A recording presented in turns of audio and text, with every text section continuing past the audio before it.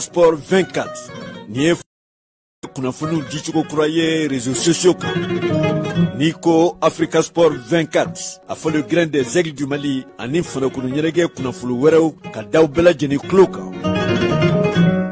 Africa Sport 24 ni jɛmukan in bɛna lase aw ma Facebook ani YouTube kan min labɛnna a balimakɛ Sule Kulubali ani Ibrahim Tunkara fɛ.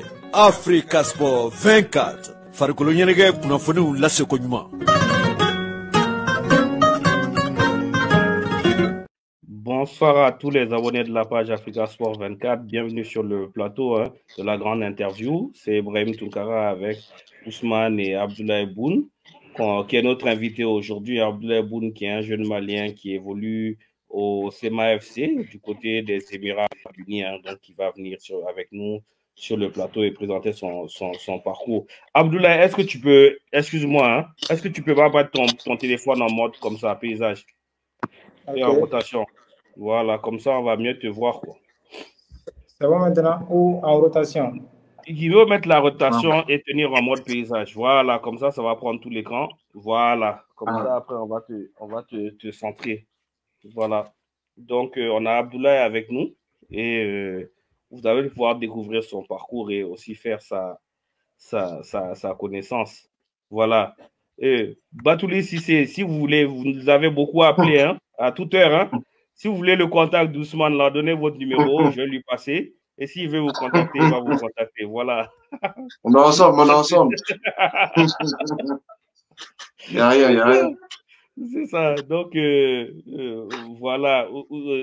Semaine sportive chargée, Ousmane. En tout cas, on a eu de beaux matchs à l'Euro, à la Copa América. Les compétitions de nations ont augmenté de niveau ces dernières années.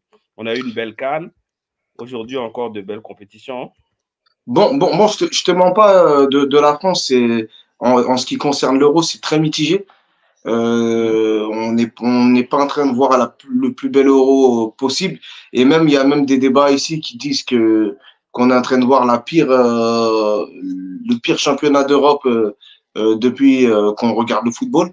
C'est vrai qu'il n'y a pas beaucoup d'engouement en Europe par rapport à l'Euro cette année. En tout cas, en France, personnellement, parce que avec tout ce qui se passe politiquement ici, c'est un petit peu compliqué. Donc, les gens ne sont pas trop la tête à l'Euro. Ça doit être ça aussi. Et puis l'équipe de France montre un niveau catastrophique depuis le début de la compétition. Donc, voilà. Il n'y a rien qui fait pour qu'on soit trop dans l'engouement. Après, c'est vrai qu'il y a la Copa aussi qui se joue. Et voilà. En tout cas, on a du football et c'est très chargé. On peut dire qu'on a des matchs presque tous les jours, depuis au moins 10 jours. C'est ça. Bon, moi, je trouve que j'aime le fait que les petites équipes qu'on décrit moins bien en fait de bon parcours. On a vu encore une solide équipe aujourd'hui de la Slovénie. Ouais. C'est la Slovénie, c'est qui a joué? Slovaquie. Oui, c'était un bon match. Ils ont vraiment bien donné. Ça s'est joué à pas grand-chose. Et même la Géorgie avait tenu face à l'Espagne. Ouais, malheureusement, ils ont craqué. Ils ont craqué à la fin. C'est une belle équipe de Géorgie. La Suisse aussi qui a fait une belle surprise. En tout cas, ça montre beaucoup de belles choses. Et pour nos U23 aussi, les choses se précisent avec les JO qui vont commencer dans quelques semaines. On verra aussi ce qui est envisageable là-bas pour nous. Abdoulaye, est-ce que tu suis beaucoup le football? Hormis toi-même ta carrière, est-ce que tu regardes les matchs? Oui, effectivement, je suis bien. Je viens de regarder les matchs d'Espagne. Ça, c'est très bien. Mais d'habitude, tu suis le football ou c'est pas vraiment? Ouais, je suis bien le football. Ça, c'est très bien. Quelle est ton équipe préférée? Mon équipe, c'est Manchester City. Manchester City. Toi, tu es jeune. C'est que tu es jeune. Les jeunes de Flo. C'est ça, on profite pour saluer Ounou Keita aussi, un genre de joueur qui est très actif aussi pour le football malien, qui est sur le plateau à suivre l'émission. En tout cas, on est heureux d'avoir Abdoulaye avec nous aujourd'hui, Abdoulaye Boun. Donc, Abdoulaye, tu es aujourd'hui aux Émirats Arabes Unis, mais comment est-ce que tu as commencé le football au Mali avant que tu ne partes? Ouais, j'ai commencé le football comme les autres enfants au carré. Il y avait le carré et tout. À la formation, à côté de nous, Centre Mohamed Diarra, CMD. J'ai fait 4 ans là-bas. Et bon, j'ai continué ma formation à Yélé Olympique, Académie Yélé Olympique de Bamako. J'ai fait 4 ans là-bas aussi. Et j'ai fait 1 an à FC Alay pour jouer en championnat de division. J'ai continué. Et sans indiscrétion, tu viens de quel grain à Bamako? Hein? Tu viens d'où à Bamako? Tu viens de quel quartier de Bamako? Bonsoir les gars, désolé. Excusez pour le retard. Bonsoir Ousmane. Pourquoi vous voyez la question parce que on a expliqué à Abdoulaye comme Ousmane ne comprend pas Bambara, mais c'est la chama faut ok. Donc alors ok, il n'y a pas de ouais, donc désolé, donc, désolé pour le retard, je m'excuse. Tu disais Abdoulaye, tu viens d'où, de quel quartier? Et je suis né à Djelibougou Doumazan. Ah d'accord. Ok. C'est là-bas que tu as commencé à taper tes premiers ton premier ballon, quoi. D'accord. C'est ça. Mais tu étais dans quelle année? Et tu m'as académie, tu m'as là mal là. Mais il est là, il est Sanamken, je vais là-bas et tout. Bon, mais avant il y a Damné. Avant il y a Damné, tu me follow. Quartier Kono, tu m'as dit qu'il y a Damné, quartier de club de Kono, follow, ou bien Tarayele na Tchougoudi. Et tu m'as dit qu'il y a Damné Djibou de la fin, CMD, Centre Mohamed Diarra. Il y a Damné Djibou et Nick Sanamken. Et c'était bien passé. Bon, il est moyen recruté, j'ai fait 4 ans là-bas. Et ça est. Ça, c'est très bien. Donc, il sera na Tchougoudi, ou il t'a recrutement là ou bien il doit de Tarani, ou il est moyen à Tchougoudi. Bon, un match d'origine, il est un contrôle là, en centre Mohamed Diarra. Bon, comme il est un moyen, il y a un coach, nous, il est un centre, il est un moyen recruté. Bon, oui, match ni nani yelen ñoo ci asron mi centre line. Bon, entre match line, ça a été bien passé quand avec me Nico, leur président et tout. Bon, il y a recruté maintenant on a testé là, on a passé du test 2 mois là-bas et ça a été. Ah ok, donc c'est comme si ni ma fili ñano kanga tuila eni gauche ni Ousmane Nounou nga génération de Kilewa ou bien Olubi ñadoni. Non, gauche nous sans faire. On est dem sen follow quoi. Académie connaît. Donc eni Maliki Zanké nous de promotion que le mogo yeki. Bon, ni Zahir de promotion que on a fait toute la classe. Ah ok. Alors bon, désolé les gars, maintenant ni bamananga ndoni. Bolonta ere ya kanu mena chugodi. Et pour les gars dori pousser gars ou bien eni sumo atumo tchugodi. Bon, volontaire on cadre depuis nga don meta parce que voilà notre famille a des courants calendrier. Bon, meta depuis fitini na fitini 50 ou encore bon belang ta fo ala na ke bukali. Bon du coup a ko dina na danga kata fo kuno ku ga 50 ku volontaire ne jara. Mais mon père quand il bukali tout il aime beaucoup l'école et tout. Bon, alganto il est na ni kalan fon ke fo ni bagi soro l'université continue bon. Ah ok, bon les gars vous pouvez aller un peu avec le français donc après on continuer de il n'y a pas de souci. Abdoulaye, est-ce que tu peux nous expliquer jouer au poste Mina et quelles sont tes qualités aussi de footballeur? Bon, mais j'ai mis là. Bon, André Yelena, il si vous êtes parti, il y a c'est les meilleurs seulement qui sont là-bas et tout. Vous voyez la prochaine fois, bon, nous latéral là, bon, il y a l'axi, ou mélange axi là. Bon, poste il y a milieu de, je joue au milieu 8, mais j'ai 10 là comme là. And comme là, on va jouer couleur là parce que bon, le bien c'est et tout quoi. C'est ça. Mais Ousmane, vas-y, pose-lui aussi. Non, je voulais dire, parce que j'ai cru comprendre que tu jouais 8 et que tu es passé en 10 après ou... Oui. Non, il est polyvalent en fait. Ah d'accord, il peut jouer 8 et 10. Mais toi, tu préfères te situer où sur le terrain? Parce que on en parlera un petit peu après. Mais au vu de tes statistiques, tu me diras si je me trompe, mais cette saison, tu as mis 7 buts et 10 passes décisives. Donc, Oui. au final, j'ai l'impression que tu joues assez haut sur le terrain. Donc, en club, ils te font jouer à un poste précis ou tu joues des fois 8 ou des fois 10. Parce que je me dis, pour un 8, tu es quand même, tu as des statistiques assez hautes, quoi. Oui, bon, je joue bien en 8 parce qu'on m'a fait bien jouer en 8 dans cette saison et tout. Et j'ai beaucoup appris, j'ai beaucoup progressé et tout. Ah ouais. D'accord, ok. Alors, donc, Yelena, Nia Famou, parce que la génération, il y a Maliki Zankem, et il y avait d'autres jeux, je crois, il y avait Sissi également, Kafara Neymar, Nunuka, et Ibrahim Doumbia. Donc, je te vois dans mon esprit. À Watila, tu qui joue le coach ivoirien là, à tout moment, il a évolué poste du follow. Coach Lams a mélangé latéral de là. Bon, souvent, mélangé milieu, parce que on avait 9 7 on va gagner un basket.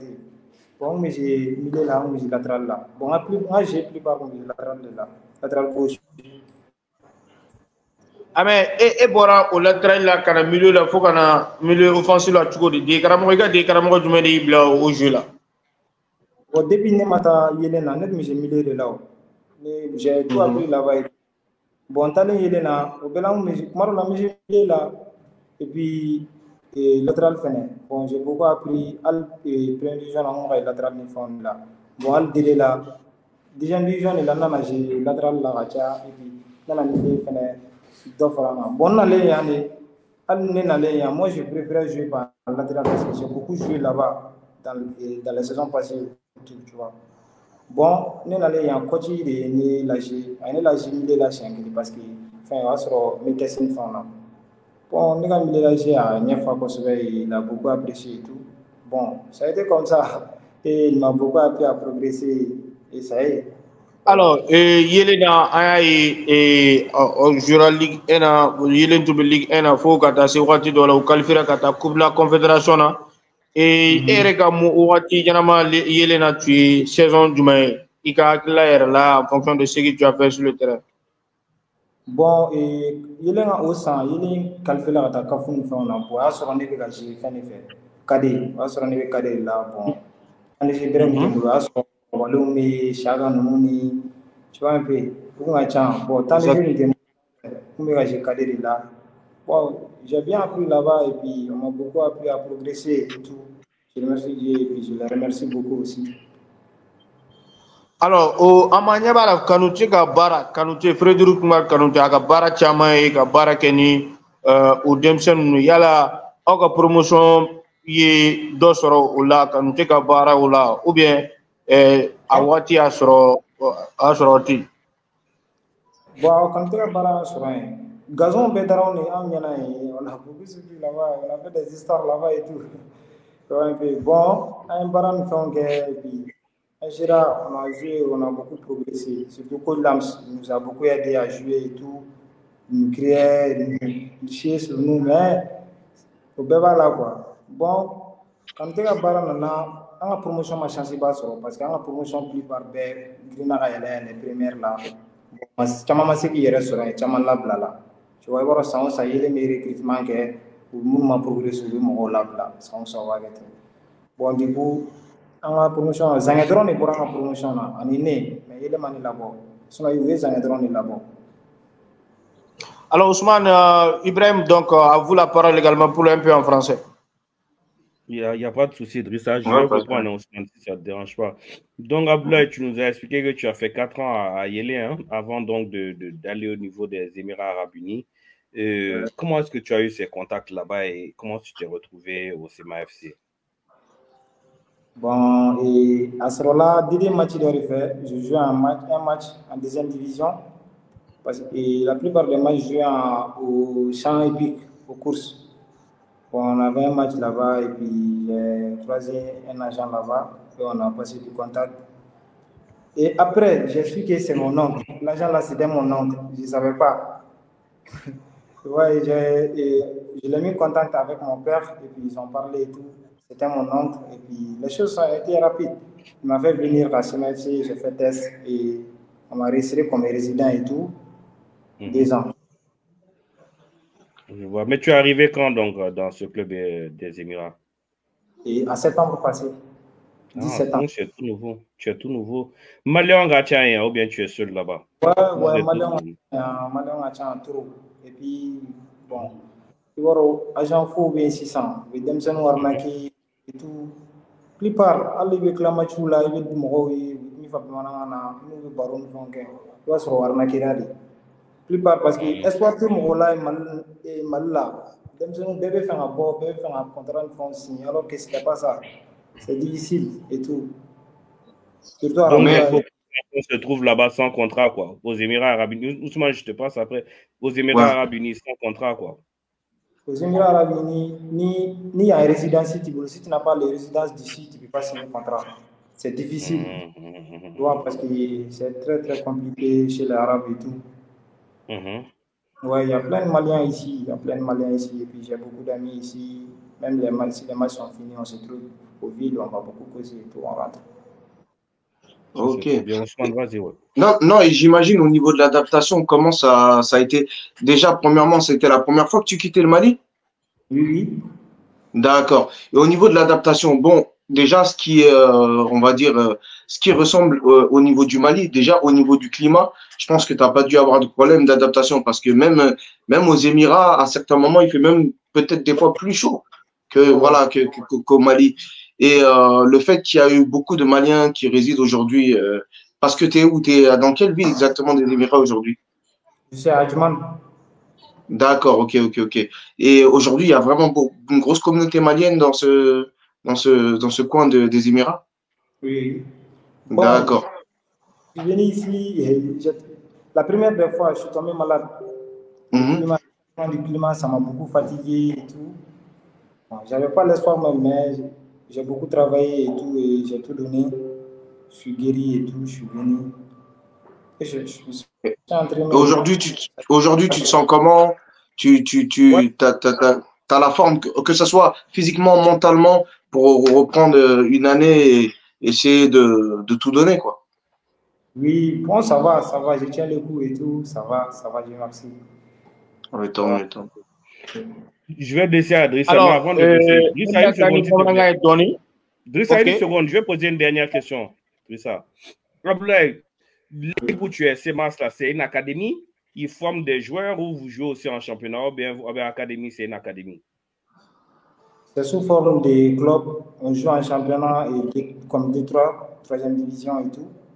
Et on a fait une bonne saison. On est parti en playoff même. Bon, on n'a pas pu monter en face. Ouais, bon. C'était une académie, mais ils ont enregistré sur le nom des Émirats et tout. Je vois. Vas-y, Drissa. Merci. Voilà. Et nettement fait qu'il y a une bon, c'est que Ousna pour Ousmane Borak a fait comme là. Ni Bora Mali là, il t'a jamais là, il va sur Yanika ou Europe donc gagné et il va sur la climat ni Mali. Mais est-ce qu'il y a Gilead ou sur là? Bon, nous avons trop d'y aller mariner 5 follow parce que nous avons dominer au bout et température il faut 46 degrés.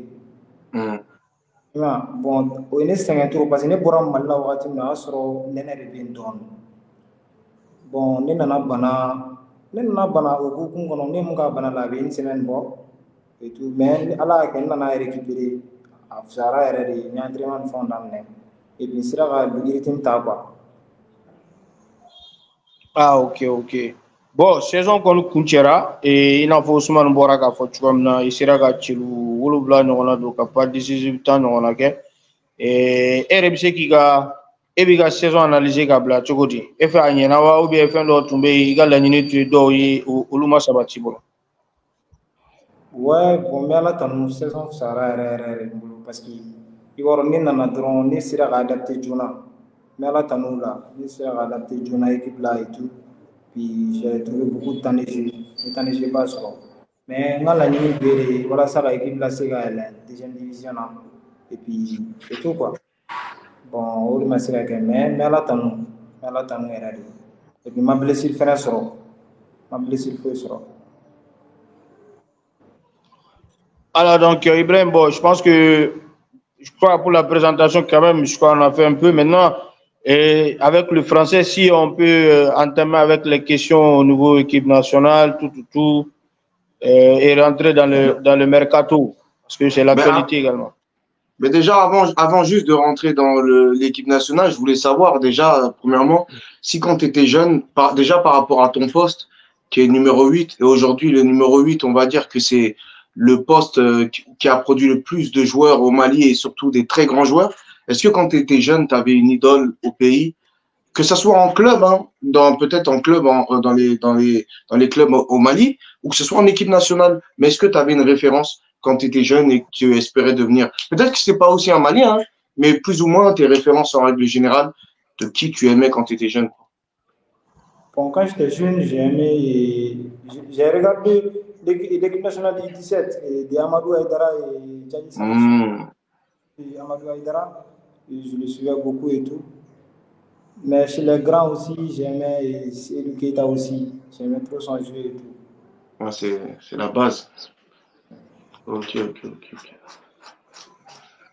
Bref. Oui, donc maintenant, comme on dit, tu es au championnat des Émirats Arabes Unis. Est-ce que tu as déjà joué en sélection de jeux au Mali ou jamais? Non, j'ai fait la présélection. De quelle catégorie? De catégorie qui est passée, U17 qui est passée, c'est Soumaïla. Ah, les jeunes de Soumaïla Koulibaly, tu as fait la présélection avec eux, mais tu n'as pas été dans donc, la présélection. Ah, voilà, je vois. Donc, équipe nationale là, il m'a U17 qui est, mais il Soumaïla, il y a présélection qui est Soumaïla fait. Donc, au Wati là, et John de Tumijou, parce qu'il est là. Ou bien, à un match amical du monde de jeu, on fait ni à qui là quoi. Bon, quand on est au présélection, on est à la même latéral de là. Bon, latéral, mais nous sommes possible de là. Bon, maman, parce qu'il y avait beaucoup de monde et tout. Je pense que c'est au moment où c'est la même génération avec les Hamidou Makadou et autres là, non? Exactement. Donc, any goes nous bête mignon fait que. Ouais, any goes nous bête mignon fait. Ah, ok, je vois. Maintenant, ok. Ah? Mais Irem test t'aimais quoi? Ah, ok, je vois. Mais maintenant, comme tu dis, tu as évolué en championnat de 3e division là-bas aux Émirats Arabes Unis. Est-ce que c'était difficile par rapport au Mali? Est-ce que tu as eu des difficultés parce que tu as eu assez de temps de jeu? Mais quand même, quand tu vois le niveau de jeu là-bas, c'était compliqué ou bien comment ça s'est passé? Franchement, c'est pas trop difficile que ça. Pour moi quand même, c'est pas trop difficile que ça. Au Mali, il y a trop de niveaux, mais les terrains ne sont pas bons et tout. Mais ici, il y a des bons terrains et tout. Mais pour moi, le niveau n'est pas trop en haut. Peut-être en Pro League et en première division, comme ça, il y a du niveau là-bas. Mais en 3e division, il n'y a pas trop de niveau. Mais c'était trop intense. C'était trop dur parce qu'il y avait beaucoup d'Africains là-bas. Mais au Mali... beaucoup dans le championnat de 3e division africaine, Kachaya. Mais ouais, c'est pourquoi? C'est parce qu'ils sont dans des académies pour être vendus après ailleurs. Pourquoi est-ce qu'ils vont là-bas? C'est pour un tremplin ou c'est quoi en fait? Bon, club d'Obe, mon bora deuxième division à Djigi. Club d'Obe, à Abu Dhabi, ou à club créé à intégrer Dubaï championnat de France. Mais bon, il va arriver Dubaï, il 3e division là ça. Africain champion c'est gagé, mais ni elle est la première division. C'est limité quoi. Pour les autres clubs, c'est limité. Ouais. Bon, il y a voilà comme na U23 nous faisons là. On ne sait pas d'abord, c'est pas encore confirmé. Bon, nous au cas là, Africain champion mais chanceux sur gagé parce qu'il y a champion recruté. Les clubs. Voilà donc c'est pour dire que ok, pardon Ibrahim, pardon. Non, vas-y. Juste comprendre. Donc, c'est les clubs de première division qui auront une équipe réserve de moins de 23 ans. Là, où c'est africain, là. Ok, je vois, ouais. C'est intéressant. Ouais. Voilà, donc c'est pour dire que nous avons une question posée. Et donc, on m'a posé après, pour le foot, il y a une question, c'est que nous avons en même temps. Et maintenant, égal la Nini Baye Jumae, maintenant, équipe nationale, club Kunda, Sanwere, en équipe nationale Kunda. Bon, club Kunda, proposition d'Aubin, follow, mais il rien à confirmer d'abord. Je suis en train de voir avec la famille et mes managers et tout. Il rien à confirmer d'abord. Et équipe nationale Kunda fait une académie, fait une équipe nationale là, parce que c'est mon rêve depuis l'enfance. Je disais à mes frères et tout, je vais jouer pour le Mali, Inch'Allah et tout. Inch'Allah, Inch'Allah, ouais, faut se battre. Mais d'ailleurs, je sais pas si c'est un secret de polichinelle ou pas. J'imagine que tu as entendu parler que apparemment il y aurait eu des contacts avec le Zamalek, si je ne me trompe pas, Oui, en j'ai le Égypte. contact avec Zamalek. Bon, leur manager doit déplacer même pour ici. On va faire des réunions et tout entre nous. Mais il rien à confirmer d'abord. D'accord. Ouais. Et j'ai cru entendre aussi qu'il y avait d'autres clubs dans les Émirats qui étaient intéressés aussi. Mais Ouais. est-ce que tu as eu des touches en Europe ou quelque chose pour le moment, même si c'est pas concret, mais au moins des discussions avec quelque chose en Europe ou pour le moment ça reste dans les pays arabes. Non, pas encore, mais dans les pays arabes, ouais, j'ai des propositions. Ah, c'est très bien. Déjà, le Zamalek, c'est un grand club hein, en Égypte, C'est un grand donc club en Égypte, c'est sûr. ça serait une super opportunité pour toi. Mais ces contacts-là, c'est venu par la suite de tes performances en championnat des Émirats. Donc, c'est un championnat qui est beaucoup suivi. Il y a beaucoup d'agents qui se déplacent là-bas pour voir les Ouais. joueurs. Tu sais, la plupart des agents qui sont en haut, et ils viennent en troisième division, en deuxième division pour recruter des joueurs et monter pour aller les vendre plus cher. Ouais, c'est ça. Bon, et là, on s'est rencontrés à un match ici et on s'est bien parlé et tout. Il a aimé mon jeu et tout. On est venu, on s'est parlé et tout. Bon, c'est lui qui m'a cherché Zamalek parce que lui, il a des contacts là-bas. Lui, il est là-bas même actuellement. D'accord. Mais tu as été, toi, en Égypte, faire des tests ou bien tu n'es pas allé? Non, je ne Ou suis bien pas tu es encore resté? parti. Ah, tu n'es pas encore parti. Non. Ah, ok. Mais dis-moi, est-ce que tu as, depuis que tu es jeune jusqu'à aujourd'hui, hein, est-ce que tu as un style de jeu qui va avec un championnat en particulier? Est-ce qu'aujourd'hui, toi, tu as des objectifs de championnat auquel tu aimerais jouer ou c'est plutôt là où le vent t'emmènera? Est-ce que jeune, par exemple, tu aurais voulu jouer, ton style, il correspondait plus à l'Espagne, à la Liga, à la Première Ligue ou à la Ligue 1? Est-ce que tu avais un club ou un championnat à rêver en étant jeune? Et après, par la suite, bien sûr qu'aujourd'hui, avec le monde du football, on peut se retrouver, il n'y a rien de sûr, on peut se retrouver à gauche, à droite. Mais est-ce que toi, tu avais une ligne directive et un club ou un championnat que tu aurais voulu? Depuis que j'étais jeune, j'aimerais jouer au Paris Saint-Germain parce que Moi, je suis Marseillais, ça va pas. Hein? Ouais, mais il est jeune. Ousmane, donc lui, il connaît que les. Non, je rigole. Ah, c'est bien, c'est bien. J'aime bien jouer en première division, en première ligue, en fait. Ah, en première ligue. Oui. Et il y a un club là-bas en première ligue que tu as en tête ou. Ah oui, City. City, Manchester City, ouais. Ouais, City, ouais, exactement. Ah, c'est bien, c'est bien. C'est sûr. Mais maintenant, toi, est-ce que tu te sens prêt à relever un défi plus élevé que où tu es, où tu aimerais rester un peu aux Émirats pour prendre ton expérience aussi? Bon, pour moi, je dois beaucoup jouer pour trouver beaucoup de compétitions dans mes pays et tout, et pour bien progresser dans l'avenir et tout. Pour moi, je ne vois pas l'argent d'abord. Pour moi, je vais bien être connu dans le monde du foot, et puis pour faire reçu. Non, ça c'est certain. Ça c'est certain.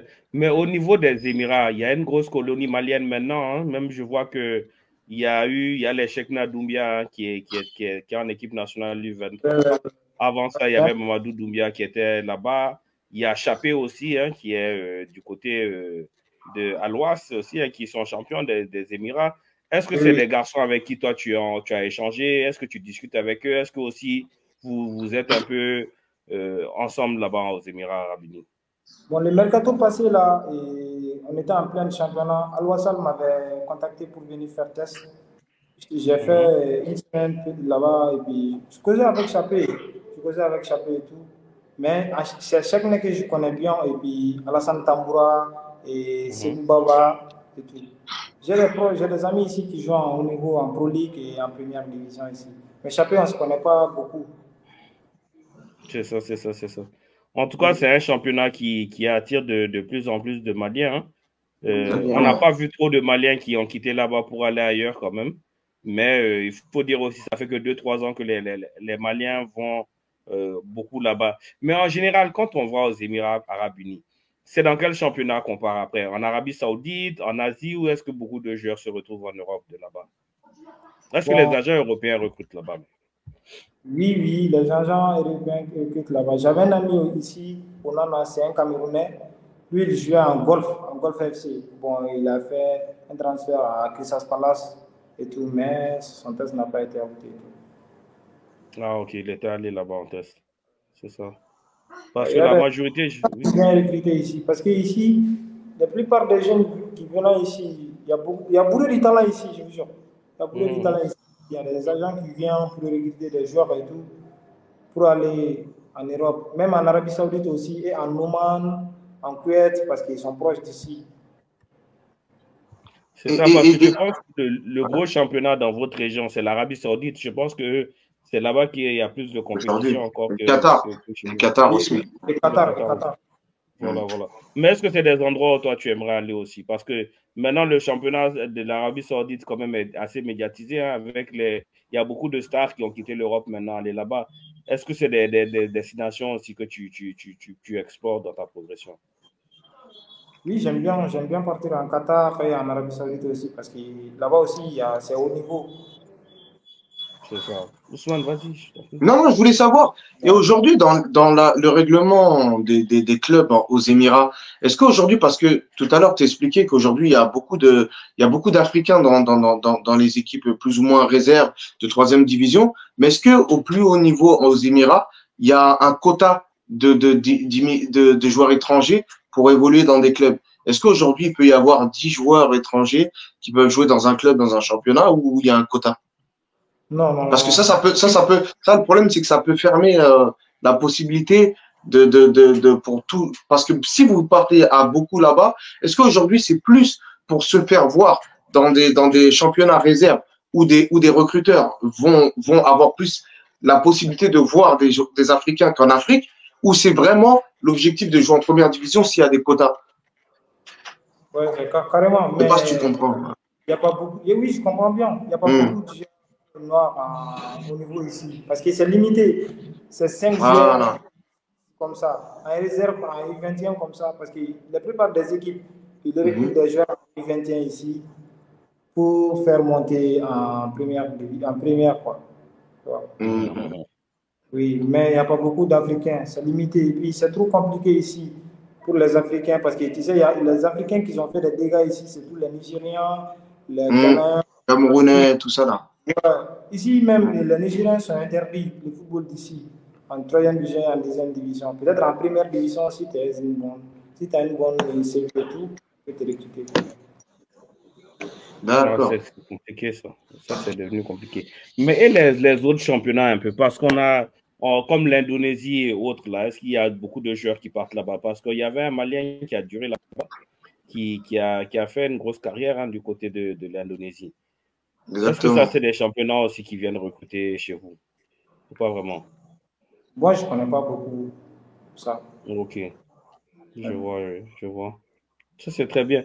Mais maintenant, comme Ousmane a dit, tes statistiques, 8 buts, 10 passes décisives, à quel joueur, toi, tu ressembles le plus sur le terrain? Quand tu dois décrire ton jeu, c'est à qui que tu ressembles? Foden. Bellingham. À qui? Foden. Mais Foden, c'est pas un joueur défensif, là. Toi, tu es 8, non? Non, souvent, il joue au milieu. Souvent, il joue comme couloir. Ouais, c'est vrai que souvent, il joue au milieu de terrain, Foden. Hein.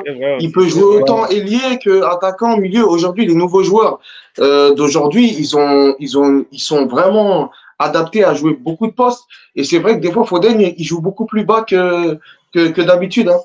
Donc, en fait, toi, dans tout, tu t'adaptes plus dans ce profil de joueur-là, qui peut jouer un peu plus en 8. Des fois, j'imagine que tu peux jouer ailier, comme tu peux jouer en 10. C'est un peu les postes dans lesquels tu te sens le mieux, quoi. Oui, bon, en 8, c'est en 8 que je me sens mieux, parce que j'ai beaucoup devant et derrière aussi. Et j'ai beaucoup joué en couloir aussi, en championnat. Je joue en couloir, en 10. Et tu frappes, tu frappes souvent de loin. Tu prends souvent la décision de frapper de loin, parce que quand je vois tes statistiques, j'imagine que c'est dans quelle partie du terrain que tu marques tes buts en règle générale. Quand je frappe bien, et 18 mètres et tout. D'accord. Ouais. Ok. Mais c'est bien ça, franchement, parce qu'aujourd'hui, il n'y en a pas beaucoup des joueurs. Hein. Driss, vas-y. Alors, donc, Ablé, bon, il a fait Ousmane Boraka Fotchumna. Aïe, Kunafulu Soraka Foku, et Zamalek Biko, à Kobi Chukodjume, parce qu'en bi mercato, Watila, Kunafulu Kacha Kosobe. Tu sais que mon frère n'a au Koka. Bon, il y a un mercato derrière la Koune. Il y a un mercato derrière la Koune et tout. Bon, à Kobe, c'est parce que le manager m'a fait ainsi. Allez, bien, allez, bien, bon, ani manager nous quand on a ñoo fait Zamalek manager nous quand on a ñoo fait bon nous non on verra bien, on va causer avec les managers et puis la famille aussi. Et au café on a fait le kilo on sera fait donc ton robe il a fait Arabie Saoudite fan fait walma Émirats Arabes Unis au ton do non donc ama bisiga fo iga agent biga okumo abo okumo nyoya fana na wa be jumende iga la nini katu ibi yoro mina ka niveau supérieur wala soro be jumende kadire bon awo kuma wɛrɛw bɛ yen du coup wɛrɛ la ne yɛrɛ kun ka taa vacances la n ye n ka vacances annulé o kama à cause des bon a kɔni ka di n ye n bɛ fɛ ka club falen ni équipe yɛrɛ kumana ye bon n bɛ fɛ ka club falen ka jouer au niveau la nin bɛɛ kɔfɛ quoi pour être connu et tout. Ok, et au café il y a la cellule ça y a ka fo malien caman be no ab to ka ɲɔgɔn ye o bɛ a ko bɛ cogo dɔ ɲɔgɔn cɛ i n'a fɔ an bɛ se ka fɔ so chapeau Umar Traoré Djifi donc a n'a to ɲɔgɔn. Bon ni chapeau bɛ ɲɔgɔn na kosɛbɛ parce que ne n'ale tun tɛ ɲɔgɔn na depuis Mali la yanni an tora ka ɲɔgɔn ye an ni ɲɔgɔn fo à cause de mes amis Alassane Tamboura, Youssouf Tolino et puis Sogou Baba n'olu de bɛ ɲɔgɔn kosɛbɛ ni match banna parce que en plupart match bɛɛ bɛ se ka taa samedi fɛ ɲɔgɔn fɛ ou bien juma fɛ ɲɔgɔn fɛ an bɛ ɲɔgɔn sɔrɔ ville la n'o ye Dera ye yɔrɔ dɔ bɛ ko Dera zone marchandise an bɛ ɲɔgɔn sɔrɔ an bɛ baro ni fɛnw kɛ an bɛ dumuni kɛ ɲɔgɔn fɛ bon an bɛ taa so et tout. Et juste par précision, toi, tu es de la génération de l'équipe de Soumaïla Koulibaly actuellement, là? Ceux qui sont... D'accord. Et dans cette équipe, aujourd'hui, est-ce que tu te sens au niveau d'apporter quelque chose dans cet effectif qu'on a tous vu à la Coupe du Monde des jeunes? Parce qu'au milieu de terrain, aujourd'hui, c'est très fort. À ces postes-là, quand on voit Sékou Koné, Makalou, toi tu te situes où à peu près dans ces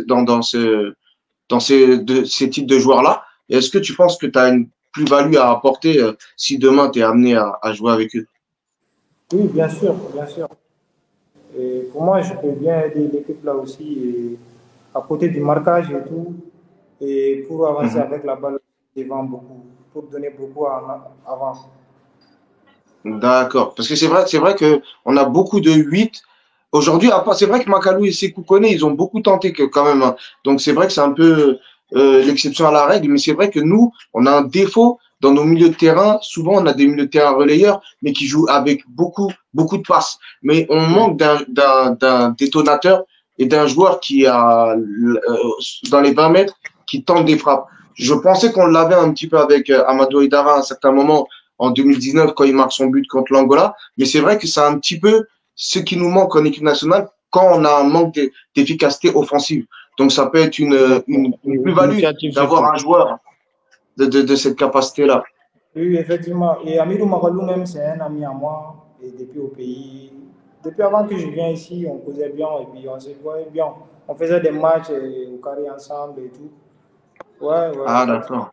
Ouais. C'est ça. Très bien ça. Drissa, tu peux dire quelques mots et puis on va conclure aussi avec Abdoulaye. Hein, et peut-être dire quelques mots. Alors donc, dernière nouvelle actualité. Abdoulaye, donc, Wati Koni, Alebega Surya Kosobe, Yala Bi, Wati Le Borakafo, Ousmane Ningali Kila, n'a fɔra bi Soumaïla i n'a fɔ i y'a fɔ cogo min na e ni U17 minnu bɛ ka wuli aw bɛɛ ye presque génération kelen ye n'a fɔra bi wulili ka da i la est ce que i dalen bɛ i yɛrɛ la k'a fɔ ko i bɛ se ka nafa dɔ lase o groupe in ma wa? Awɔ n dalen don n yɛrɛ la et puis je vais saisir aussi. Donc o b'a yɛrɛ k'a fɔ hali sini n'o ko k'i ka na équipe nationale junior in na i pɛrɛlen don. Ouais, je suis prêt. Inch'Allah. Merci Drissa. Abdoulaye, que tu as un mot pour les supporters et puis bon, on va te laisser te reposer là un peu tard et peut-être on va revenir sur les derniers points d'actualité avant de rendre l'antenne. Donc Abdoulaye, un dernier mot un peu pour le public sportif malien. Bon, ce que j'ai à leur dire seulement et puis pour Valentin, c'est pas facile. Ni be kenema ni mun hôtel quoi mun be konna la le ba do stress pression et tout c'est pas facile ou va essayer ou va famu et puis le football ça va trop vite derrière chez Bolantana c'est tout le monde qui sait jouer au ballon tout le monde qui progresse et ce que j'ai à dire seulement on va être patient et puis on va tout donner pour ce pays on est prêt pour ça. Inch'Allah. Inch'Allah. En tout cas Abdoulaye, on te souhaite une très belle carrière, on va suivre le mercato avec toi. Et on espère que tu auras la possibilité d'aller encore dans un niveau plus élevé pour montrer tes qualités. En tout cas, pour une première saison, les chiffres sont encourageants. Donc, on va suivre ça avec toi. Et donc, on te remercie d'être venu sur le plateau et on te souhaite très bonne chance pour la suite. Merci. Merci à toi. Allez, bonne chance et bon courage. Bon boulot à toi. Merci. Voilà, donc on va continuer, on va finir l'émission avec un peu les dernières nouvelles avec Drissa et Ousmane. Drissa, quelle est la situation là-bas au niveau de Kabbalah pour la préparation de nos U23 avant le début des Jeux Olympiques? Ouais, bon, en tout cas, et je crois ce soir, ils ne se sont pas entraînés. Donc, c'était un peu le repos. Donc, après... dimanche, lundi, mardi, mercredi, jeudi, vendredi, samedi. Après, on va dire 6 jours d'entraînement, parfois en intensité, mais là, c'était pour les faire souffler un peu. Donc, demain, ils vont reprendre. Et ceux qui ont eu des petits bobos, donc d'après les dernières informations, c'est que ce n'est pas aussi grave que ça. Ils vont voir l'évolution peut-être demain, s'ils parviennent à se tenir sur pied et continuer. Sinon, dans l'ensemble, ça va. Et ils sont là, se concentrent donc pour mieux se préparer.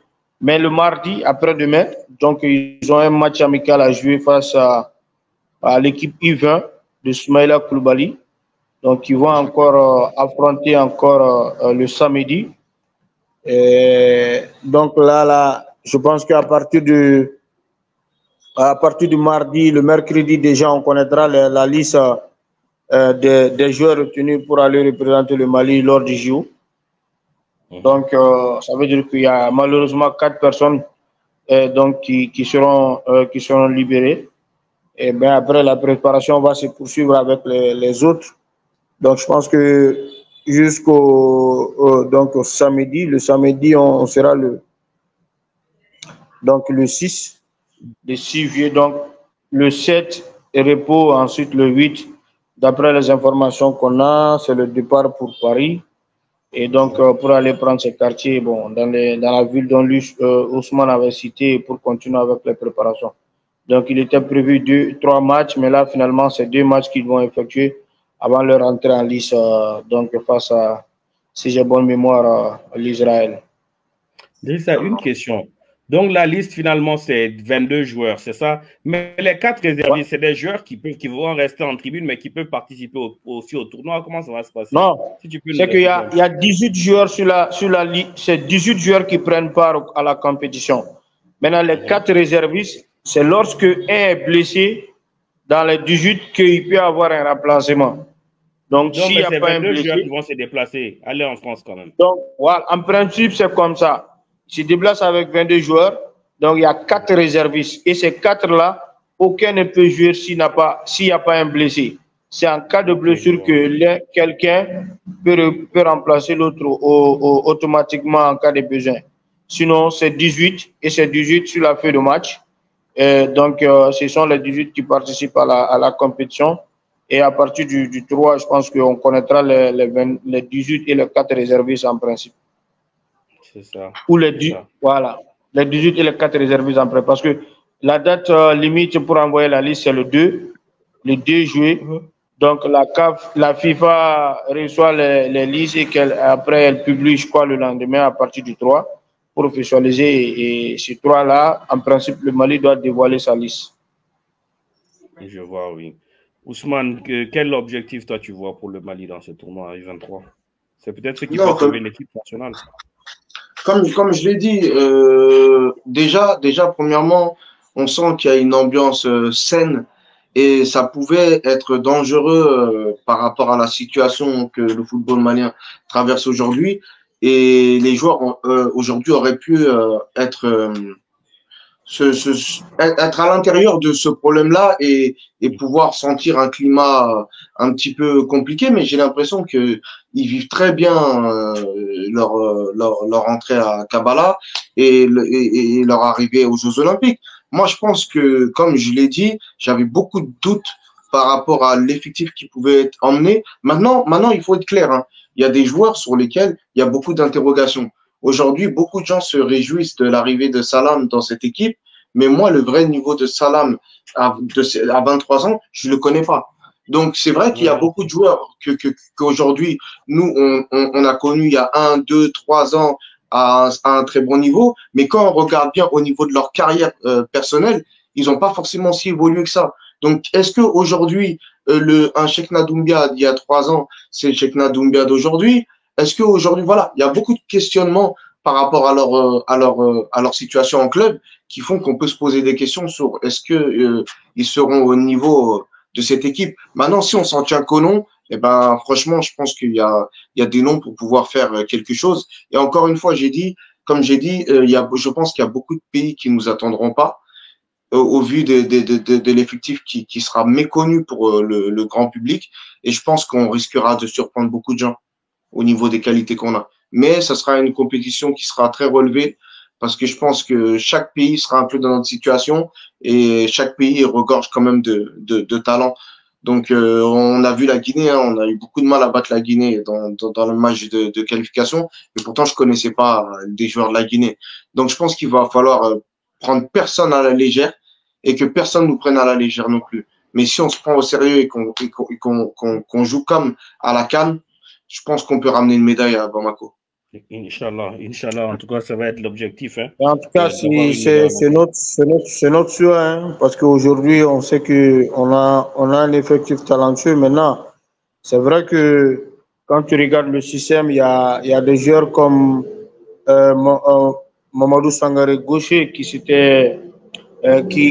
détachait comme, entre guillemets, le métronome, sinon même l'un des métronomes de l'effectif. Et quand vous, à 2 ou à une semaine, à quelques semaines du début de la compétition, vous vous retrouvez donc orphelin de ce joueur-là, je pense que ça peut poser des interrogations et te mettre en difficulté dans ce que tu veux faire, hein, en fait. Exactement. En tout cas, c'est une équipe, comme Ousmane l'a dit, avec beaucoup de mystère, hein, parce que les noms qu'il y a, c'est des noms, on les a connus il y a beaucoup d'années. Hein. Si Salam est bon, ouais, ça peut changer les choses, mais est-ce qu'il est bon encore? Personne ne le sait, hein, parce que personne ne suit ses matchs, en fait. Et personne ne voit ses productions. C'est vrai, on voit qu'il est allé en championnat algérien. Est-ce que le championnat d'Algérie aujourd'hui est compétitif en Afrique? Je ne sais pas. Hein. Ce n'est pas le Maroc ou l'Égypte non plus. Hein. Ça fait longtemps que les Algériens ne jouent pas les premiers rôles aussi dans les compétitions africaines. Et est-ce que Sétif, c'est encore un grand club d'Algérie? À un moment donné, c'était une grosse équipe en Algérie, hein, Sétif. Mais aujourd'hui, je ne sais pas où ils en sont. Donc, c'est difficile de juger est-ce qu'il est capable d'avoir ce rôle de meneur de jeu comme il l'avait fait en U17. Hein, parce que Salam, ça remonte de très longtemps. Hein. Salam brillait quand il était en U17. Aujourd'hui, il a 23 ans. Ça fait très, très longtemps hein, qu'on n'a pas vu Salam à l'œuvre. Après, là où, par contre, je suis déçu, ça n'engage que moi. Là où je suis déçu, c'est sur le casting des joueurs de plus de 23 ans. quand on regarde qu'à aux derniers Jeux Olympiques, la Côte d'Ivoire avait ramené des joueurs comme Eric Bailly, est-ce qu'il n'y avait pas même, comment il s'appelle, le joueur là qui a 37 ans là, qui a joué avec la Côte d'Ivoire, là, j'ai oublié son nom. Gradel. Et je crois que même qu'il y avait, si je me trompe pas, je crois qu'il y avait même Gradel. Ils avaient quand même pris des joueurs d'expérience pour pouvoir encadrer cette équipe. Et je pense que chaque équipe, regardez l'équipe de France, ils vont nous chercher un Lacazette qui a au moins 33 ou 34 ans. Moi, je pense personnellement que là où on s'est trompé et ça peut nous causer du tort, c'est sur le choix des plus de 23 ans. Parce que si on est dans la tourmente, je suis désolé, mais c'est pas Ali Irango qui pourra nous sortir la tête de l'eau. Rappelez-vous l'équipe de France qui fait les Jeux Olympiques à Tokyo. Qui sort la tête de l'eau de cette équipe? Malgré qu'ils ont fait un parcours catastrophique, mais qui a été performant? André-Pierre Gignac, 36 ans. TJ Savané, plus de 30 ans. Donc, il y avait quand même Florian Thauvin. Ils ont pris quand même des joueurs stratégiquement qui avaient de la grinta et qui pouvaient apporter sur le terrain et surtout qui avaient la légitimité sur le terrain de pouvoir haranguer les équipes. Mais aujourd'hui, dans notre équipe, on n'en a pas. Quand on sait que Salam fait partie de nos 23 et que Demba Diallo, sans lui manquer de respect, fait partie de nos 23 et qu'Ali Irango fait partie de nos plus 23 ans, moi personnellement, je pense que c'est trompé de casting. Bon, on verra. Hein, bon, en tout cas, quand tu regardes un peu, si on veut déterminer un peu notre parcours, c'est que le premier de notre poule jouera contre le deuxième de la poule C. Donc, dans la poule C, tu as la République dominicaine, l'Égypte, l'Espagne ou encore l'Ouzbékistan. Donc, ensuite, en cas de deuxième position, c'est contre le premier de ce groupe-là également on affronte.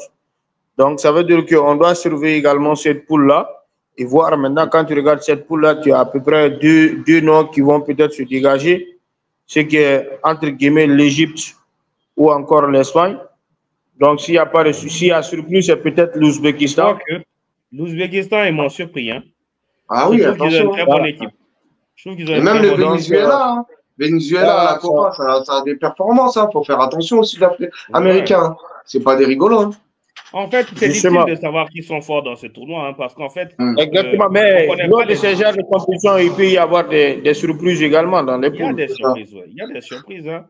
Parce qu'on ne sait pas qui est qui, en fait. Parce que toutes ces équipes-là, elles ont été en demi-finale de leur confédération. Hein. C'est pour ça qu'ils sont au JO. Donc, être dans les 4 meilleurs Sud-Américains avec des pays comme le Chili, l'Uruguay, l'Argentine, le Brésil qui produisent... Et le Brésil n'y est pas. Beaucoup de joueurs. Le Brésil n'y est pas. Voilà, le Brésil n'y est pas. Donc, quelqu'un a battu le Brésil parmi ces gens-là. Donc, ce n'est pas des manchots. Hein. Quand on voit les jeunes qui sont produits au Brésil, le Brésil produit plus de joueurs que toute l'Afrique réunie hein, en une seule saison. Hein. Donc, ils ont beaucoup de talent là-bas. Donc, vu que tu as pu te qualifier en zone Amérique du Sud, ce n'était pas une mauvaise équipe. Et ensuite, l'Ouzbékistan, on a vu hein, nos matchs face à eux. C'est vrai qu'on les a battus, on a fait un match nul, mais c'est des équipes qui peuvent nous battre hein, sur un match. Ils sont capables de nous battre sur un match. Donc, en réalité, moi, je ne sais pas à quoi m'attendre. La même chose pour l'Israël. Ils sont passés en Europe. Ils sont passés devant des grandes nations européennes hein, qui produisent beaucoup de joueurs. Donc, voilà, observons les matchs, prenons-les un après les autres. Et peut-être que l'Espagne ne va même pas se qualifier dans ce tournoi. Hein. D'ailleurs, vous savez, il y a une chose, les grandes nations, là, leurs meilleurs joueurs ne vont pas aller dans ce tournoi. Or que les petites nations, là, elles vont aller avec beaucoup de joueurs. Parce qu'on voit que même l'Israël, là, ils ont eu leurs joueurs qui étaient à Salzbourg. Pourtant, nous, on n'a pas eu. Ils l'ont eu, le petit jeune de Salzbourg, là, ils l'ont eu? Oui, ils l'ont eu, ouais. Ben voilà, tu vois. Ça, c'est des joueurs que c'est un joueur de talent, lui, hein. Ce petit milieu offensif, là. C'est un très, très, très bon joueur. Je pense que même quand on regarde l'évolution du championnat israélien, aujourd'hui, ils ont des équipes qui se qualifient en Ligue des Champions. Je pense que, en fait, je pense qu'aujourd'hui, comme tu l'as si bien dit, on ne peut pas vraiment savoir à quoi on va s'attendre. Parce qu'aujourd'hui, on n'a pas les idées claires sur le niveau de chacune de ces équipes-là. Le Mali, autant que les autres. Donc, en vrai, je pense que ça va se jouer à la découverte.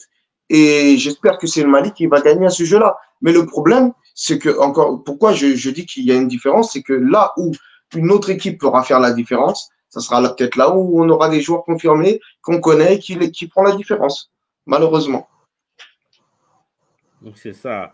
Autre sujet hein, qu'on voulait aborder, Drissa, il y a une rumeur qui circule comme quoi il y aura le procès lundi du président de la fédération Bavue. Est-ce que ça, c'est une information qui est confirmée, Drissa? Non, non, non.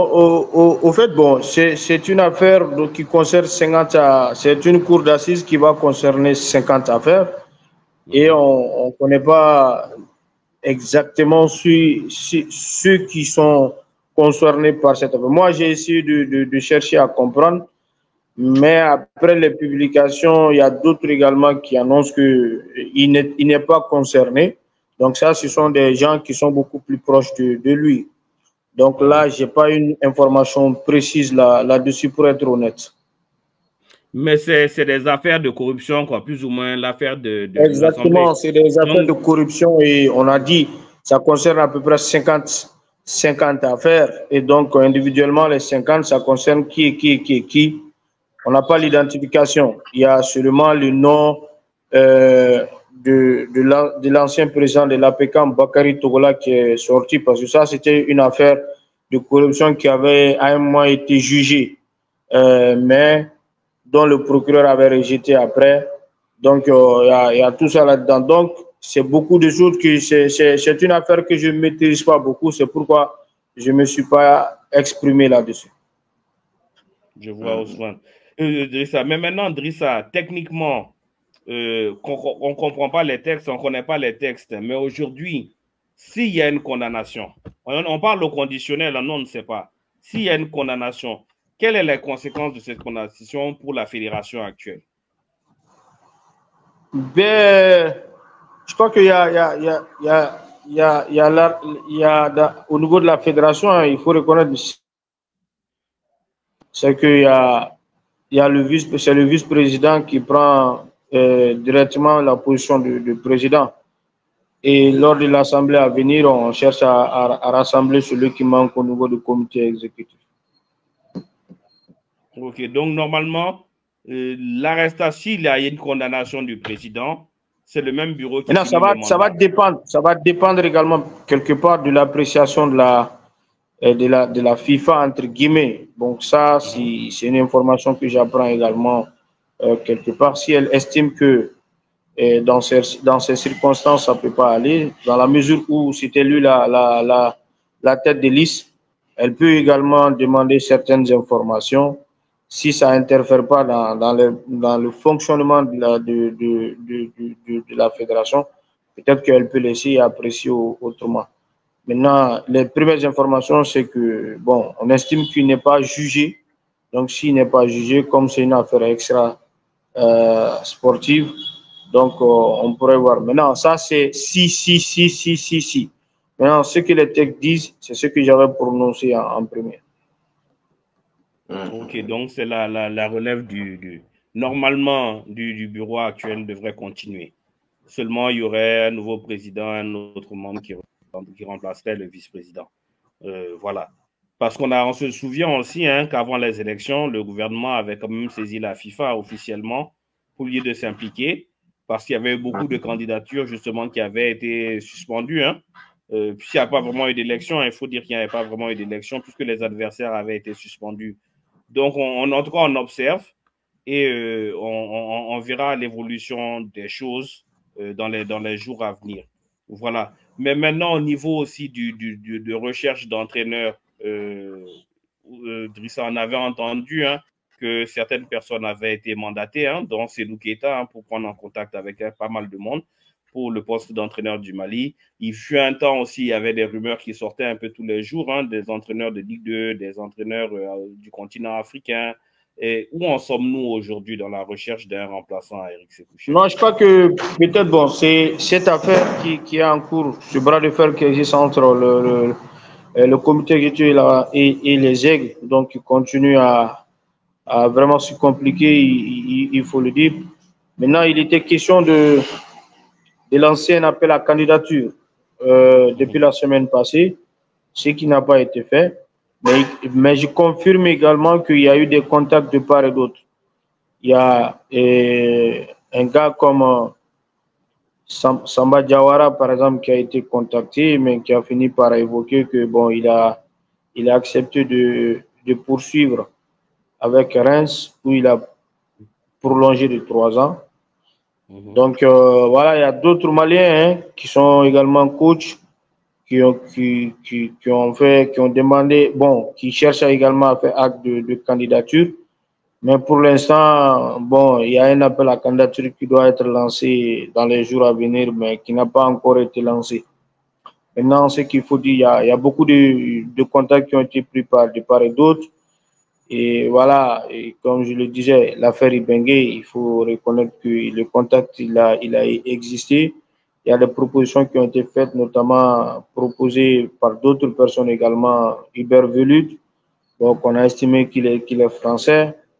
Bon, il y a des anciens internationaux, je crois, Vincent Doukantier, hein, donc, qui aimeraient également faire acte de candidature.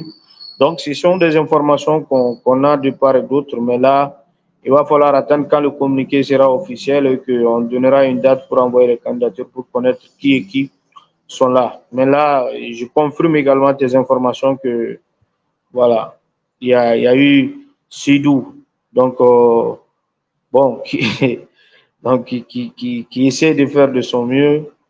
Mais là jusqu'à présent, je pense que c'est un peu compliqué quand même.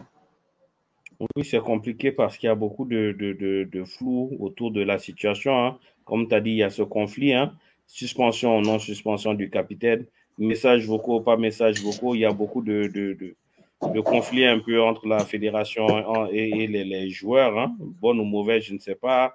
Il y a du flou aussi quand même avec la suite même de la fédération, hein, parce que avec l'ouverture de procès en assises, comme on dit, il y a un nombre d'audiences limité par jour, mais au bout d'un moment donné, ben, tu vas passer à l'audience, hein, aussi. Si tu es dans la liste des personnes à interroger, si ce n'est pas cette semaine, ça va être à la prochaine audience, hein, ou quelque chose ou autre. Hein. S'ils ont fait un tribunal spécial pour ces affaires de corruption, là, au bout d'un moment, le tour de Bavier va arriver. Donc, dans tous les cas, on aura un éclaircissement dans les semaines à venir, hein, mais c'est vrai que pour le moment, il y a quand même assez de flou dans l'avenir du football malien et je pense que peut-être que ce tournoi olympique peut être une bouffée d'oxygène aussi pour le football malien, nous donner une autre orientation, hein, si on fait un bon tournoi et peut-être la chance de Conti aussi, hein, qu'on annonce comme intérimaire. Moi, je préfère qu'on fait un choix d'un entraîneur, ce soit définitif, hein, quand même, je pense. Ça ne sert à rien qu'on rentre dans des intérims à la Magasuba, là, de 4 ans d'intérim, mais après, c'est mieux que quelqu'un puisse construire son projet sportif, quoi, je pense. Et puis, de toutes les manières, je pense que la fédération ne doit pas partir sur un profil Eric Chelbis, sans manquer de respect à tout ce qui est Vincent Doukantier, etc. C'est des profils à la Eric, où au final, c'est le patriotisme qui est mis en avant sur le CV, avec des diplômes de coach, mais qui n'ont pas eu l'occasion d'entraîner des grandes équipes. Si c'est pour qu'on ait une piste répétita d'une personnalité de ce genre-là, ça sert strictement à rien. Et aujourd'hui, je pense que si on avait une fédération forte, avec les joueurs qu'on a aujourd'hui, on n'aurait même pas besoin de faire des candidatures comme ça, que normalement les grands coachs, tout grand coach rêverait normalement d'entraîner un Yves Bissouma ou un Doudou Aïdara ou quelque chose comme ça.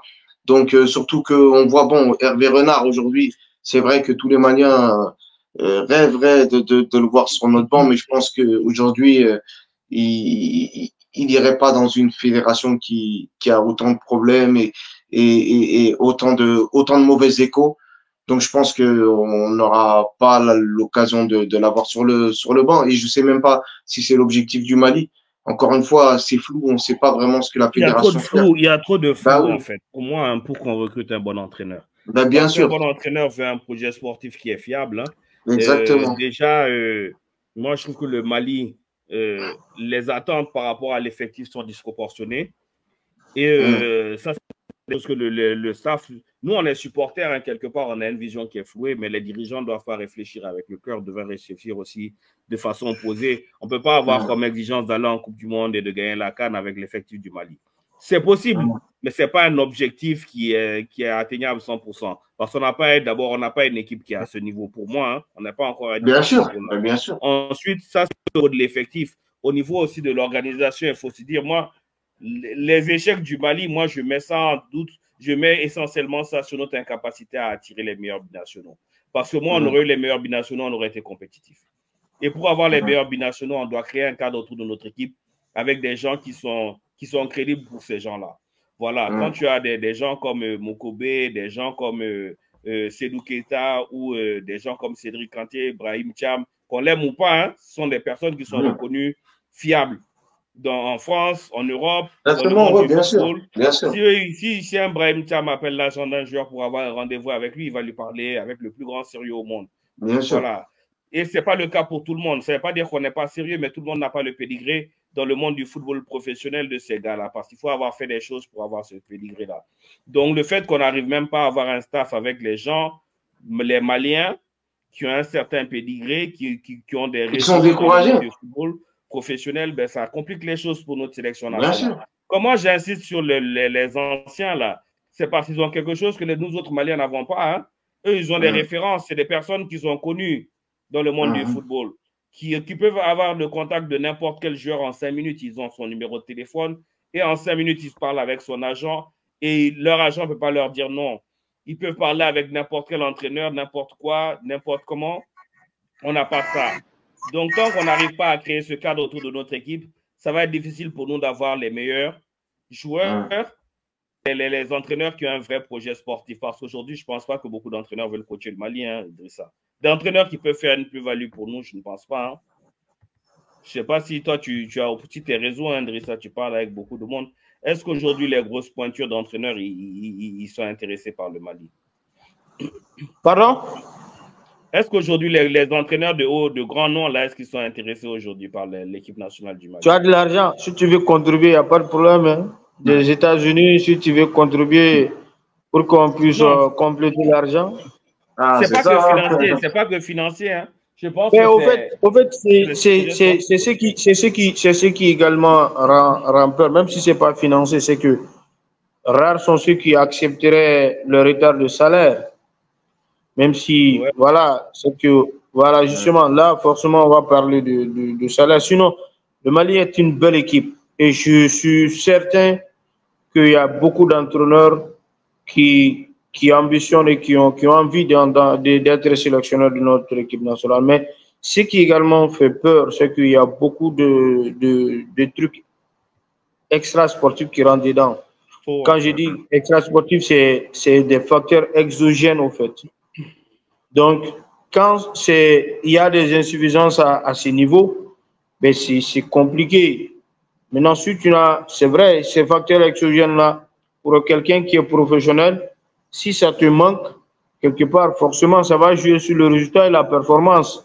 Et quand il n'y a pas un résultat positif, personne ne va avoir ces facteurs exogènes qui ne sont pas au niveau, mais on va comparer déjà ton niveau à certains jeux ou à certaines personnes pour commencer déjà les comparaisons pour dire que bon, tu n'es pas bon. Et quand ce discours commence à influer dès le pré-match, ben, ça veut dire que tu auras un lendemain difficile. C'est pourquoi je dis, à un moment donné, il va falloir qu'on ait également un sélectionneur qui s'assume. Et même face à nous journalistes, hein, qui dit les choses comme il faut et faire accepter les gens sa façon de faire, quoi que les autres disent. Maintenant, quand les avis commencent à être divergents et que tout le monde veut que ça soit pour lui et que toi, tu essaies de t'inspirer de l'avis ou de l'avis de l'autre, ça peut te plomber. Donc, comme on l'a dit, comme Stéphane Keshi l'a dit, on est aujourd'hui 23 millions de sélectionneurs. Hein. Donc, au cours des matchs, et si ça ne marche pas seulement, ou bien si l'équipe a des difficultés au début du match, ça va commencer à se poser des questions sur ton niveau, sur ta façon de jouer. Chacun va dire qu'il va falloir que ce joueur joue. Il fallait commencer par tel joueur, dans telle position. Donc, ça va comme maintenant. Si on se retrouve dans une position où également il y a certains également qui sont réticents à venir. Donc, ça complique beaucoup. Donc, c'est pourquoi je dis... Moi, j'ai une expérience à dire. On a vu l'Italie être éliminée, hein, même humiliée hein, de 7 €, mais la fédération a décidé de continuer avec son entraîneur parce qu'ils avaient un projet sportif. Est-ce que construire une équipe aussi, des fois, il faut aller au-delà des résultats pour pouvoir construire quelque chose. Est-ce que c'est pas là aussi où l'équipe malienne pêche? Ousmane, tu peux rebondir sur cet exemple. Mais on n'est pas patient parce que tout le monde a envie que quand tu viens seulement, que ce soit directement le maintenant. Quoi, quel que soit l'entraîneur qui vient, si tu ne rapportes pas le trophée, ça va être un échec forcément. Donc, à un moment donné, il va falloir également voir et travailler dans la patience et à long terme. Moi, je pense que c'est ça qui nous manque. C'est la patience qui nous manque un peu, à mon avis. À long terme, en fait. Or qu'il faut travailler à long terme. Justement. Alors qu'aujourd'hui, on a besoin... L'ancien entraîneur gambien, là, qu'est-ce qu'il devient? Pourquoi on ne l'approche pas, lui? Lui, il était bien aussi. Ça, là, Tom Stenfield, là. Stenfield, bon, je sais pas comment dire. En tout cas, je crois qu'il avait quitté la Gambie. Il avait signé pour une formation du golf, hein. Ou bien quoi, je ne sais pas. Il en a dit quand même, je pense. Je pense qu'il n'est pas au Vietnam ou aux Philippines. Je pense qu'il est dans un de ces pays-là aussi. Hein.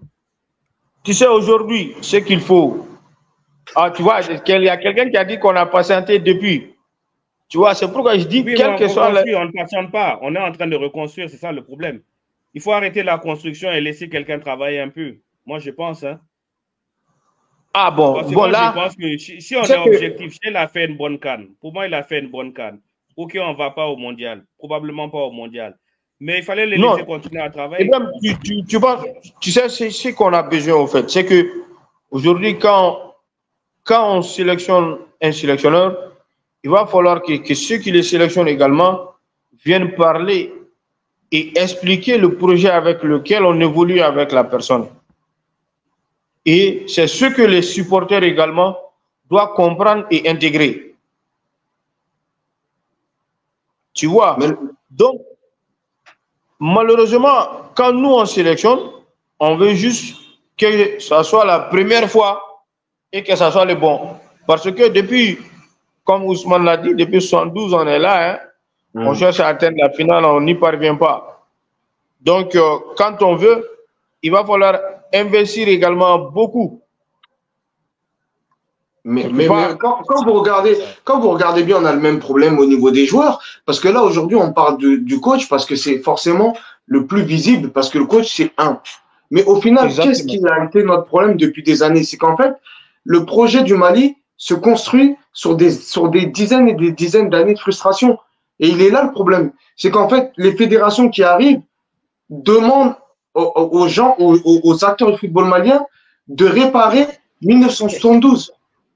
On ne demande pas aujourd'hui de partir sur un nouveau cycle et laisser ce temps-là à ce nouveau cycle-là. Ça veut dire que le coach, quand il vient, il doit réparer 60 ans de crise. Les joueurs, quand ils viennent, doivent réparer. Tu vois, les joueurs, ils arrivent. Et s'ils n'arrivent pas à battre la Côte d'Ivoire, eh ben c'est la goutte d'eau qui a fait déborder le vase. Donc, il faut des nouveaux joueurs parce qu'ils n'ont pas raté un match contre la Côte d'Ivoire. Ils en ont raté 15. Alors qu'en vrai, ils en ont raté qu'un. Mais comme le Malien a subi trop d'échecs, aujourd'hui, chaque personnalité qui arrive qui devient un acteur du football malien arrive avec cet héritage sur le dos et cette pression aussi sur le dos. Et donc, nous, chaque chose qu'on rate, c'est dupliqué 70 fois comparé à d'autres nations. Aujourd'hui, l'Algérie, ils se plaignent de leur équipe. Mais ils ont gagné la CAN en 2019. Donc, la vérité au fond de eux, ils savent très bien qu'ils ont des années à perdre sans qu'ils n'ont aucun problème. Moi, j'ai des amis sénégalais ici, ils ont été éliminés de la CAN. Ils ont dit, mais c'est pas grave. Ils nous l'ont gagné il y a 2 ans. On ne peut pas leur demander de gagner tout le temps. Donc, il y a une manière d'apaiser les choses quand tu as réussi à casser cette barrière. Mais le Mali vit constamment dans le stress et la frustration.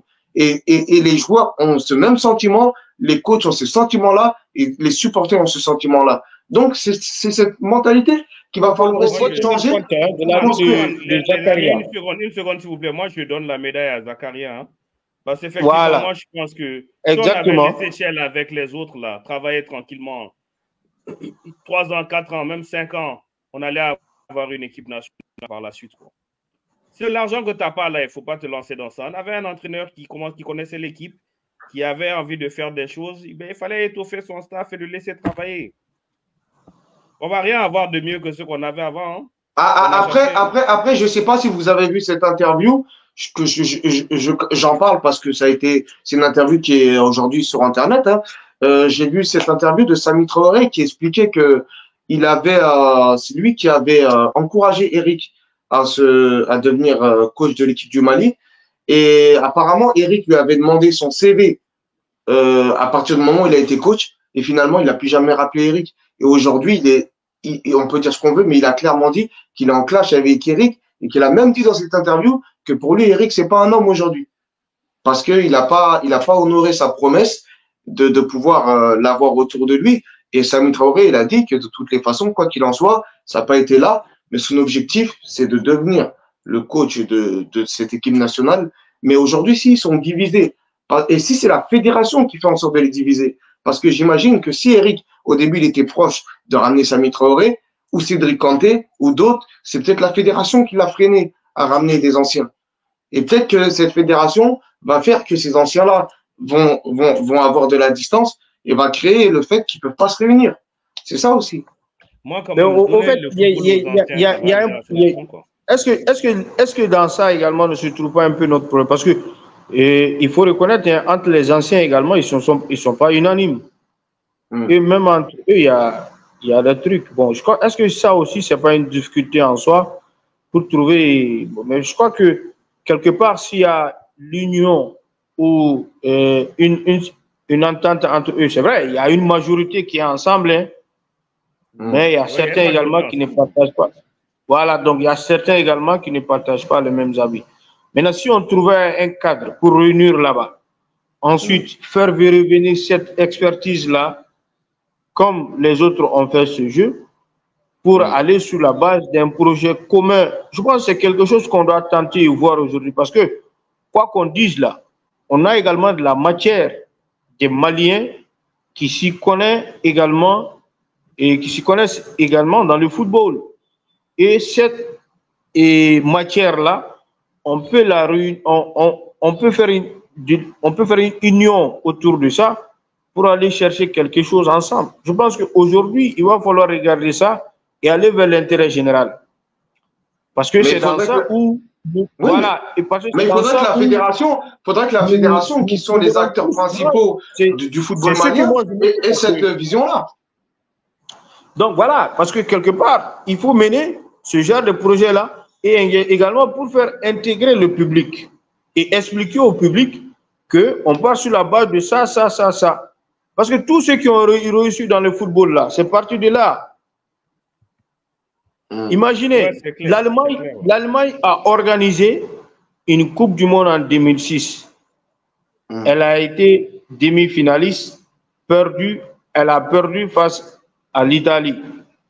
Mais depuis ce jour a commencé un projet sportif avec Klinsmann qui est parti, je crois, dont la finalité et le succès a été en 2014. Donc tu t'imagines, de 2006, le résultat il arrive en 2014 avec la création de... Tu ne prends même pas l'exemple du Sénégal tout simplement. Les beaux jours du football sénégalais, là, c'est venu parce qu'ils ont laissé le gars travailler assez longtemps. Hein. Exactement. Voilà. Hein. Aliou Cissé, ce n'est pas un grand entraîneur. Hein. Je suis désolé, tactiquement, c'est pas un grand entraîneur. Et d'ailleurs, je ne sais pas si vous avez vu l'interview d'un monsieur, je ne sais pas aujourd'hui il est quoi au Mali, où il expliquait que Eric Chelle, c'était qui, alors que Aliou Cissé, il a joué en équipe nationale du Sénégal. Si c'est pour inviter quelqu'un parler du football malien et qui n'est même pas conscient qu'Eric Chelle était un ancien joueur de l'équipe nationale, c'est quand même c'est ahurissant. Donc Eric, il était dans le même processus qu'Aliou Cissé. Il aurait pu rester quelques années et puis nous ramener cette coupe. Mais au Mali, malheureusement, nous, on ne veut pas cette coupe, on veut couper. Moi, personnellement, ce qui me fait mal hein, dans cette affaire, hein, c'est que vraiment, moi, je suis le football malien, ça fait plus de 30 ans. Hein. Cette équipe qu'on a, elle était très cohérente. Maintenant, on va critiquer. Quand ça ne marche pas, on critique. Quand ça ne marche pas, elle critique. Mais cette équipe malienne-là, elle a montré de belles choses. Elle n'est pas constante, mais elle a montré la capacité de faire des bonnes choses. Moi, je ne pense pas, ce que le Mali a fait, pratiquement éliminer la Côte d'Ivoire à Boaké, c'est de l'ordre du surnaturel hein, dans le football malien. Mais ces gars-là, ils l'ont fait. Hein. Et je veux dire que tactiquement, on a bouffé les Ivoiriens. Hein, réellement, au niveau du football qu'on a produit, on les a bouffés carrément. Donc, il y a eu de bonnes choses. Le football, ce n'est pas un jour que tu vas avoir le résultat. Hein. Il faut des fois être patient. Et la vérité aussi, c'est quoi? Nos joueurs, là, ils doivent passer des paliers en club aussi, il faut dire la vérité. Des garçons comme Kamouri, il est sur courant alternatif. Hein. Des fois, il est excellent, d'autres fois, il est transparent. Lassine Sineroko, des fois, il est très bon, d'autres fois, il est moins bon. El Bilal, il n'est pas tout le temps constant. Nos joueurs n'ont pas ce niveau de constance aussi qui fait qu'on ne peut pas toujours miser sur eux. Mais cette équipe-là, ce 4-4-2 Losange, les hommes de base d'Eric, là, moi, je trouve que c'était une bonne équipe. On peut ne même pas aller à la Coupe du Monde, hein, mais cette équipe-là, le jour où elle a réussi, bon, on était capable de remporter une Coupe d'Afrique des Nations. Et moi, je suis convaincu que le Mali aurait battu la Côte d'Ivoire, qu'on aurait battu le Congo et le Nigeria et prendre la Coupe. Hein. Pour dire que le football, là, il y a une différence marginale hein, entre être un champion et se faire virer. Et c'est ce qu'on a fait, en fait. Mais est-ce que notre FEMA Foot connaît le football? La vérité, la question, il faut qu'on puisse se dire la vérité. Est-ce que c'est des gens qui connaissent le football? Parce que Eric, il n'était même pas venu que son objectif, c'était de gagner la CAN et une qualification en Coupe du Monde. Si tu connais le football, tu connais l'effectif que tu as, tu connais le passif d'une équipe, tu connais comment une équipe se construit pour gagner. Vous êtes les acteurs directement et vous donnez des ambitions comme si vous étiez au marché en disant à la fin de la journée, il faut prendre des 100 tomates. Moi, j'ai l'impression que c'est des gens qui sont venus donner des objectifs sans connaître le football. Je ne sais même pas c'est qui est dans la fédération. Est-ce que vous voyez, je suis d'accord avec Ibrahim parce que là, on était avec un système de 4-3-3 avec Marasouba où au départ, ça marchait bien, ça jouait bien au football. Mais quand on a été bloqué avec ce système-là, le premier match d'Eric au stade 26 mars, il joue avec deux attaquants.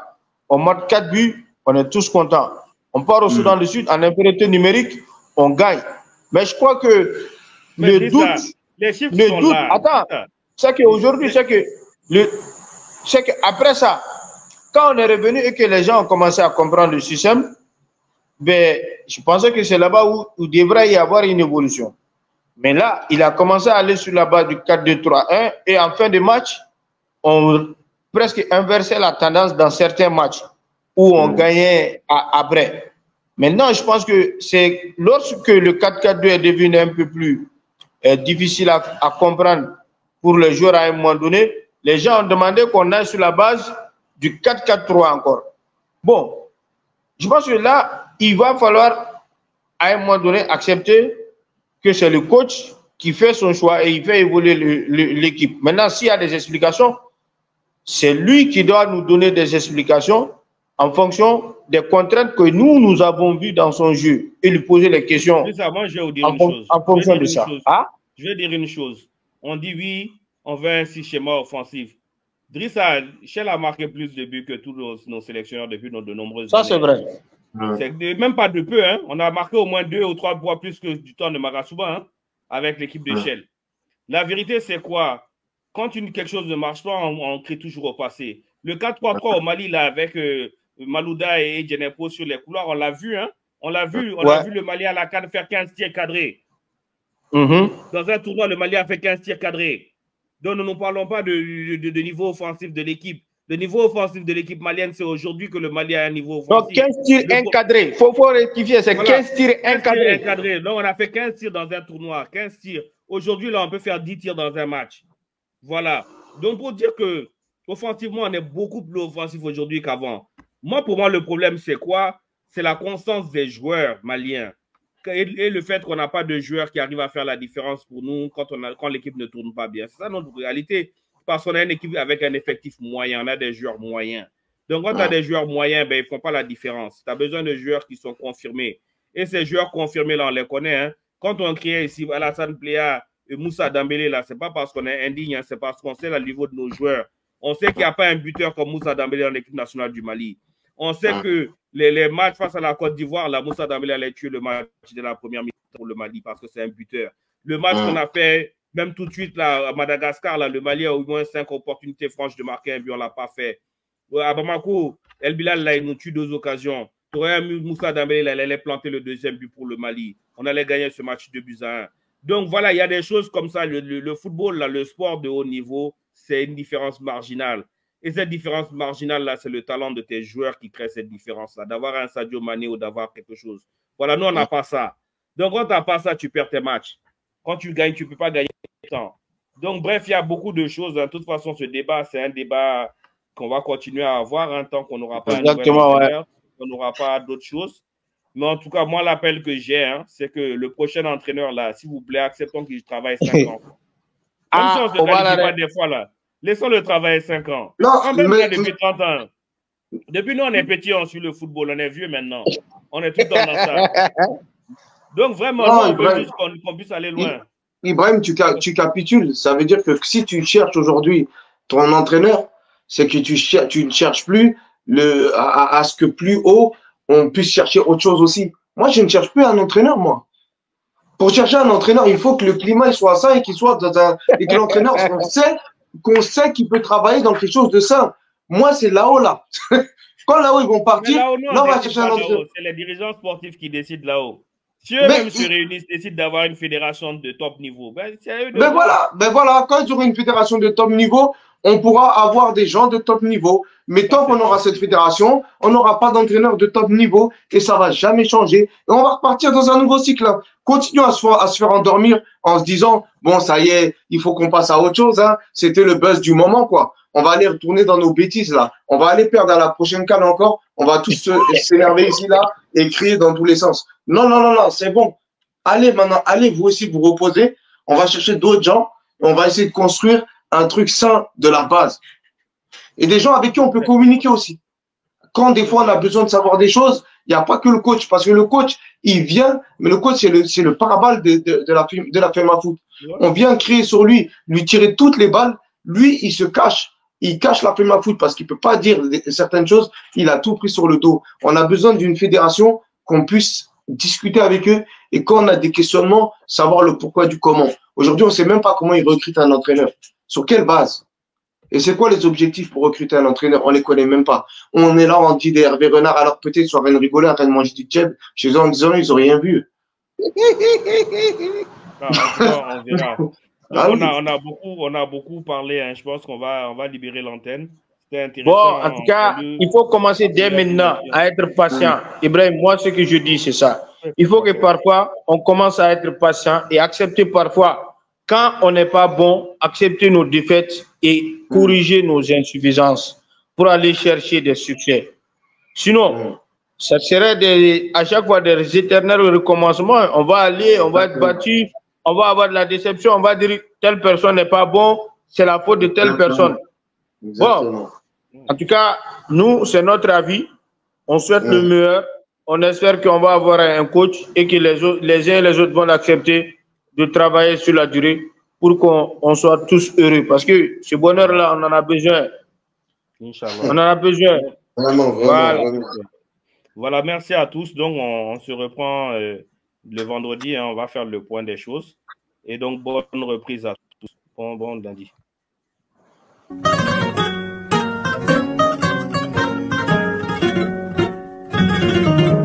Africa Sport 24. Africa Sport 24, une nouvelle version de vous informer sur les réseaux sociaux. Africa Sport 24 sur Facebook et YouTube, c'est aussi le grain des aigles du Mali et d'autres informations sportives. Africa Sport 24, une émission préparée et présentée par Soule Koulibaly et Ibrahima Toungara. Avec Africa Sport 24, c'est vous